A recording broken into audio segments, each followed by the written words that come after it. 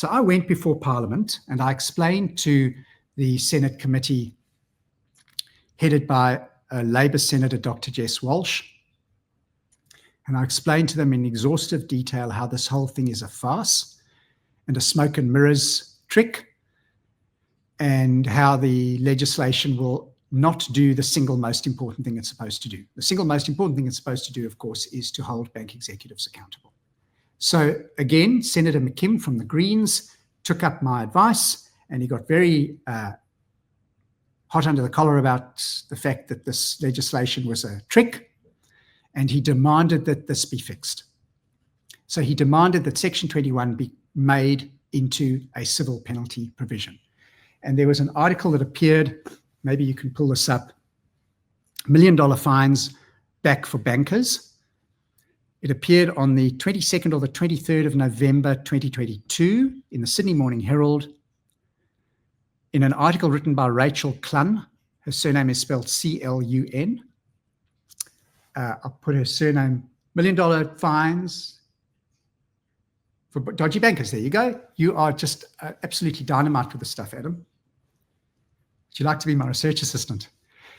So on the 23rd of November 2022, Rachel Clun announces that this evil deception, this pathetic deception that has been put in place by these corrupt officials at Federal Treasury has been fixed.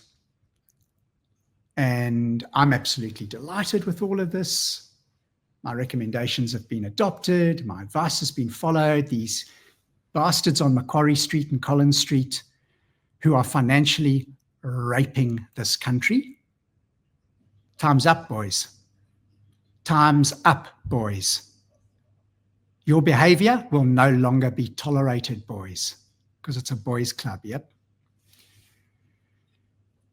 3 or 4, maybe a week later, it's announced, same journalist, same newspaper. On, I think, the 3rd of December, she wrote an article entitled "Deal or No Deal?" ? Maybe you can find that. Rachel Clun, Sydney Morning Herald, "Deal or No Deal?" ? And it was announced about a week later that the Australian Bankers Association, there you go, the rapid rise and fall of fines for bankers. So there it is. The Australian Banking Association and the CEOs of the big 4 banks picked up the phone and they called up the Assistant Treasurer, Stephen Jones, and they called up the Treasurer, his name's just popped out of my mind. What's his name again?